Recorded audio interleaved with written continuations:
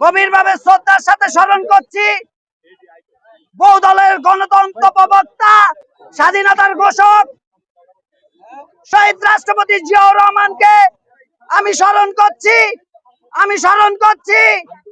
1971 সালে সকল বীর শহীদদের প্রতি শ্রদ্ধার সাথে তাদেরকে আমি স্মরণ করছি। আমি নারায়ণগঞ্জবাসীকে আমি ধন্যবাদ জানাচ্ছি।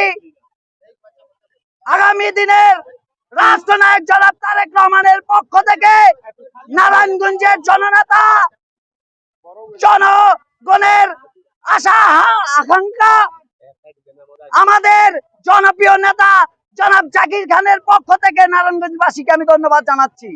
আজকের এই বিজয়ের দিনে আপনারা জানেন বিগত আওয়ামী লীগের আমলে আমরা স্বাধীনভাবে এই চাষারা বিজয় স্থিতি আমরা শহীদদের প্রতি গভীরভাবে শ্রদ্ধা আমরা দিতে পারিনি।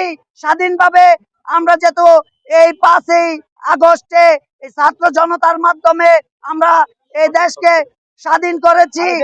আজকে আমি গভীরভাবে যারা নিহত হয়েছে সকল শহীদদের প্রতি আমি রুহে মাগফিরাত কামনা করছি এবং আমরা দেশ স্বাধীন হয়েছে, আমরা স্বাধীনভাবে কাজ করব ইনশাল্লাহ।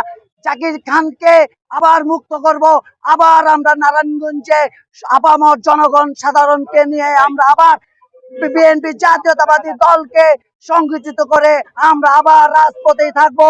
আমরা ধানের শীষে প্রতিটা ঘরে ঘরে মা বোনের কাছে যাব, আবার আমরা ভোটের মাধ্যমে আবার এই দেশকে আবার একটি সুসংগঠিত দেশ গড়ে তুলবে আমার নেত্রী দেশনেত্রী বেগম খালেদা জিয়া এবং জননেতা তারেক রহমান।